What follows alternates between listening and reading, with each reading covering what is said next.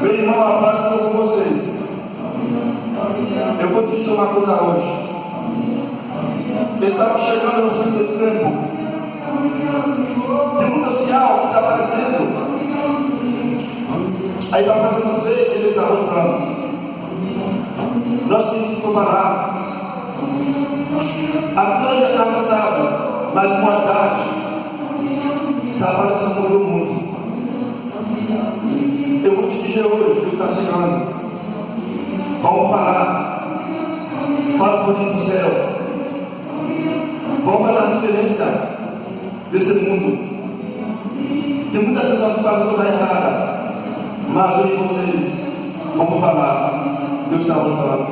Amém.